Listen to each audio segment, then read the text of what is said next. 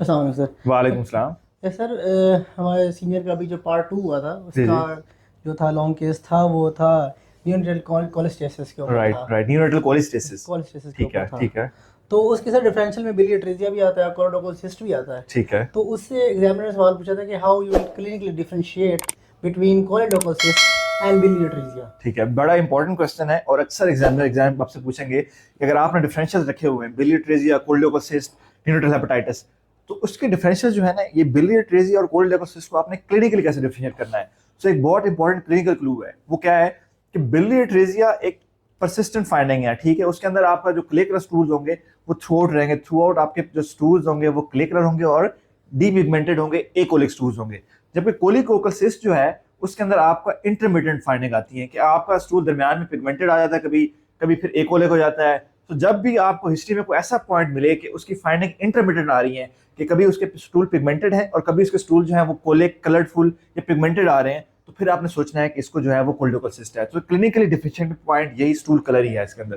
अच्छा, दूसरा सवाल ये था कि कौन कौन सी जो सिंड्रोम्स हैं उनकी एसोसिएशन है विद बिलियर्ड्रेजिया राइट, बिलियर्ड्रेजिया या न्यूरेटल हेपेटाइट, और न्यूरेटल कोलिस्टेसिस के साथ। कोलेस्टेसिस के साथ जो है ठीक है, एसोसिएशन है। अगेन ये क्वेश्चन भी बड़ा कॉमन है, जब भी आपका न्यूरोनल कोलिस्टेसिस केस आएगा तो ये एग्जामिनर आपसे क्वेश्चन पूछेंगे कि सिंड्रोम कौन से हैं, क्या आपने अपने बच्चे के अंदर सिंड्रोमिक फीचर्स देखी हैं कि नहीं देखे। तो कौन सिंड्रोम है, दो इंपॉर्टेंट सिंड्रोम्स हैं जो एसोसिएटेड है विद न्यूरोनल कोलिस्टेसिस के। दो सिंड्रोम कौन से हैं, एक है एलाजाइल सिंड्रोम जिसके अंदर आपको टिपिकल फेसेस नजर आते हैं, जैसा कि डीप सीटेड आईज है, फ्रंटल प्रोमिनेंस है, प्रोमिनेंट चिन है, और साथ में उसके अंदर जो कार्डियक मैल्फॉर्मेशन होती है लाइक पेरिफेरल पल्मोनरी स्टेनोसिस या टॉफ लाइक लीजन।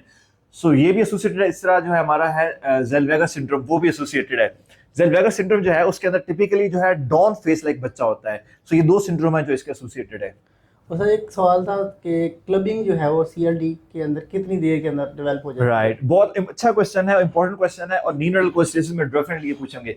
स्टूडेंट क्या करते हैं कि जब चूंकि न्यूनल कोलिस्टेसिस के अंदर लिवर स्प्लीन आया होता है, विशन फेलियर थ्राइव होता है, तो वो सीएलडी के फिट हो जाता है, लेकिन वो क्लबिंग पे फंस जाते हैं। अक्सर लोग खुद से क्लबिंग बना देते हैं। सो आपने ये माइंड में रखना है कि अगर आपका बच्चा 1 महीने, 2 महीने या 3 महीने का है तो उसमें क्लबिंग नहीं होगी। उसका रीजन क्या है कि जब सीएलडी डेवलप होता है तो क्लबिंग को डेवलप होने के लिए टाइम लगता है, that may be up to 3-4 months. ठीक है, सो क्लबिंग को मंथ्स लगते हैं सीएलडी डेवलप होने के साथ। सो हो ये मुश्किल है कि आपका बच्चा अगर 2 महीने का है और उसको अगर न्यूरोकोसिस की वजह से उसका लिवर फेलियर भी हो गया है तो फिर भी उसकी क्लबिंग नहीं होगी। आपने एग्जाम में ऐसा ब्लंडर नहीं मारना। और सर, एक जो क्वेश्चन था जो कह रहे थे बड़ा डिफिकल्ट लगा उनको जी कि जी। पीफिक की कौन सी जो वैरायटी है जो इसकी डिफरेंशियल में आती है, बेसिकली उसके अंदर जो गामा ठीक है जीटीपी है वो ठीक है रिलीज होता है। ठीक है। अच्छा, पीफिक अगेन एक इंपॉर्टेंट डिफरेंशियल है न्यूनेटल कोलिस्टेसिस का या इन्फेंटाइल लिवर फेलियर का।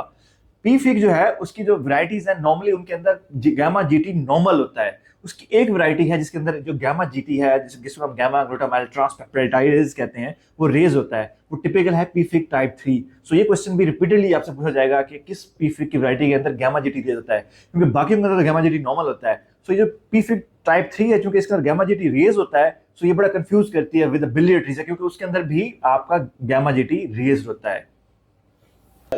Thank you so much sir. Welcome. इसके अलावा रिलेटेड जो दूसरी वीडियोस हैं एग्जामिनेशन की और वाइवा क्वेश्चंस की, वो जरूर देखिएगा। Thank you.